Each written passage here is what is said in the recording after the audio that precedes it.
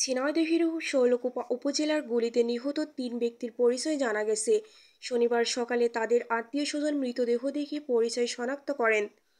নিহত ব্যক্তিরা হলেন জেলার হরিণাকুণ্ডু উপজেলার আহাতনগর গ্রামের বাসিন্দা হানিফ। তিনি পূর্ব বাংলার কমিউনিস্ট পার্টির আঞ্চলিক নেতা ছিলেন বলে জানা গেছে। অপর দুজন হলেন হানিফের শ্যালক শ্রামপুর গ্রামের লিটন ও কুষ্টিয়ার ইবি থানার পেয়ারপুর গ্রামের রাইসুল ইসলাম। থানার পুলিশ ও স্থানীয় বাসিন্দাদের সঙ্গে কথা বলে জানা গেছে, শুক্রবার রাতে শৈলকুপার রামচন্দ্রপুর গ্রামের তীরবিন্নি শ্মশান খাল এলাকার ওই তিনজনকে গুলি করে হত্যা করে দুর্বৃত্তরা। রাত 12টার দিকে শ্মশান এলাকা থেকে পুলিশ তাদের লাশ উদ্ধার করে।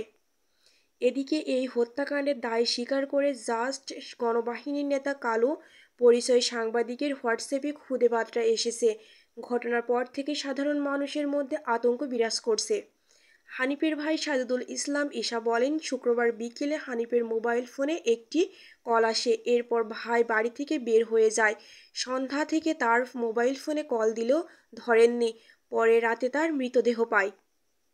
শুক্রবার রাতে শৈলকুপা থানার ভারপ্রাপ্ত কর্মকর্তা মাসুম খান ঘটনার সত্যতা নিশ্চিত করে বলেন, সংবাদ পেলে ঘটনাস্থলে এসে আমরা 3টা লাশ পেয়েছি। লাশ দেখে মনে হচ্ছে গুলি করে হত্যা করা হয়েছে।